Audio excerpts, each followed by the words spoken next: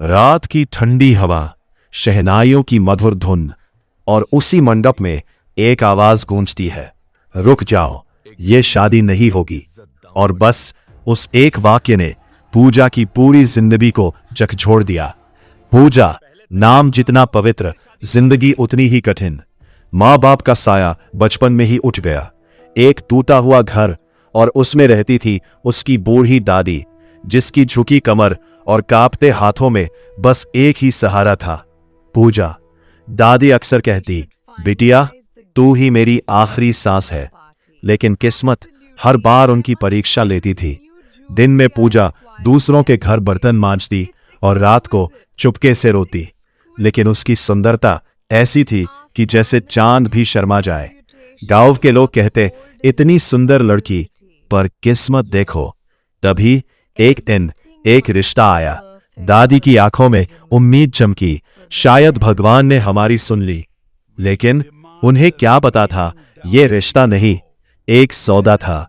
लड़के वाले आए, मुस्कुराते हुए, मीठी बातें करते हुए, और फिर धीरे से बोले, हमें कुछ नहीं चाहिए, बस थोड़ी सी मदद। थोड़ी सी मदद जो धीरे धीरे बन गई लाखों की एम। दादी के चेहरे की मुस्कान धीरे धीरे डर में बदल गई, लेकिन उन्होंने कहा, मेरी पोती की खुशी के लिए मैं सब करूंगी। और फिर जो हुआ, उसने सबको चौंका दिया। दादी ने अपना छोटा सा घर बेच दिया, वो जमीन जिस पर पूजा ने बचपन में खेला था, सब कुछ एक एक कर बिक गया।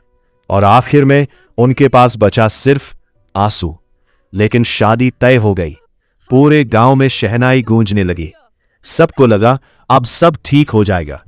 लेकिन असल तूफान अभी बाकी था। मंडप सजा हुआ था। पूजा दुल्हन बनी बैठी थी, लाल जोड़े में। वो किसी देवी से कम नहीं लग रही थी।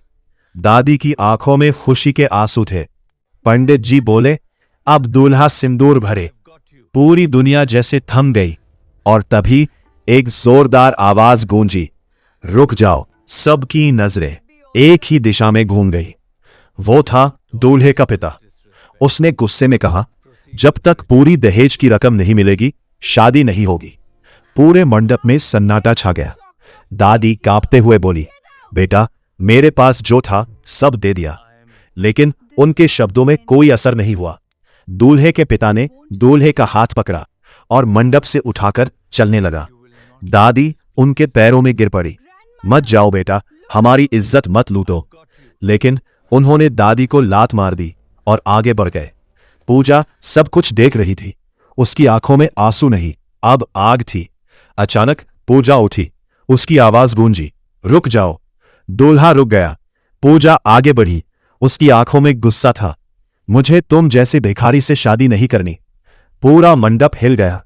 लोग एक दूसरे को देखने लगे। पूजा ने कहा, जो सामान हमने दिया है सब वापस करो। दूल्हे वाले घबरा गए, लेकिन डर के मारे सब कुछ वापस कर दिया। और जैसे ही जाने लगे, पूजा चिल्लाई, रुको। पूजा की आवाज गूंजी, दूल्हे, दूल्हे, सबसे पहले मेरे दिए हुए कपड़े निकालो। पूरा मंडप स्तब्ध। लोग फुसफुसाने लगे, ये क्या कर रही है? लेकिन पूजा ने फिर चिल्लाया, कपड़े निकालो। और जो हुआ, उसने इतिहास बना दिया। पूजा ने दूल्हे को मंडप में ही नंगा कर दिया। शहनाई बंद हो चुकी थी। बारात वापस जा रही थी। दादी चुप खड़ी थी और पूजा एक तूफान बन चुकी थी। लेकिन तभी दूर से एक आवाज आई, ये शादी यहीं होगी। पूरा माहौल थम गया। हर कोई पीछे मुड़ा, और जो उन्होंने देखा वो किसी फिल्मी ट्विस्ट से कम नहीं था। धूल भरी सड़क पर एक जवान लड़का खड़ा था, आंखों में आत्मविश्वास, चेहरे पर गुस्सा। वो धीरे धीरे आगे बढ़ा। पूजा ने उसे देखा और उसकी आंखें फैल गई। राहुल? हां, वो वही था, पूजा का बचपन का दोस्त राहुल। राहुल जो सालों पहले पढ़ाई के लिए शहर चला गया था, जिसने जाते वक्त कहा था, मैं लौटूंगा और तुझे कभी अकेला नहीं छोड़ूंगा। लेकिन वक्त सब कुछ बदल देता है। पूजा ने सोचा था वो वादा बस एक याद बनकर रह गया, लेकिन आज वो सामने खड़ा था। राहुल ने पूरे मंडप को देखा। दादी के आंसू, पूजा का गुस्सा और जाते हुए बारात। उसने जोर से कहा, जिसे पैसे चाहिए थे वो जा चुके, अब यहां इंसानियत की शादी होगी। लोगों में हलचल मच गई। दादी जमीन पर बैठी थी, उनका शरीर कांप रहा था। अब क्या होगा? हमारी इज्जत चली गई। राहुल उनके पास गया और धीरे से उनका हाथ पकड़ा। दादी, इज्जत कोई छीन नहीं, इज्जत हम खुद बनाते हैं। दादी ने उसकी तरफ देखा और जैसे उन्हें फिर से उम्मीद मिल गई।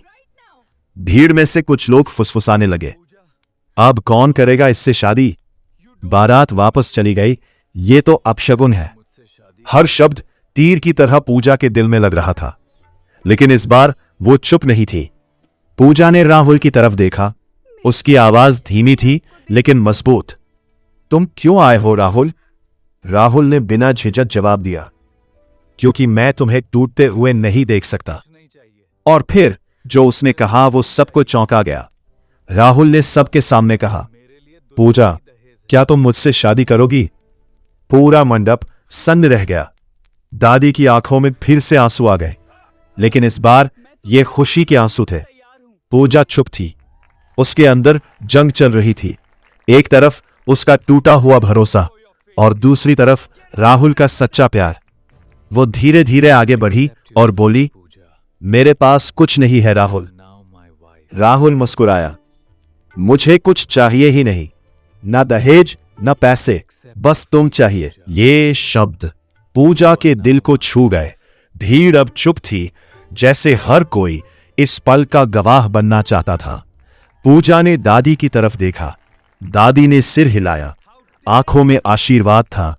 और फिर पूजा ने कहा, हां। शहनाई फिर से गूंज उठी, लेकिन इस बार बिना दहेज, बिना लालच, सिर्फ प्यार के साथ। वो लोग जो पहले तमाशा देख रहे थे अब तालियां बजा रहे थे। दूल्हा वही था, लेकिन कहानी बदल चुकी थी और पूजा अब एक गरीब लड़की नहीं बल्कि एक मिसाल बन चुकी थी। उस रात दादी आसमान की तरफ देख रही थी। भगवान, आज मेरी पोती को उसका हक मिल गया।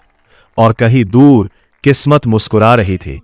दहेज से बनी शादी हमेशा टूटती है, लेकिन इज्जत और प्यार से बनी शादी हमेशा जीतती है। लेकिन दिल में एक सवाल छोड़ जाता है, क्या हमारे समाज में हर पूजा को उसका राहुल मिलेगा?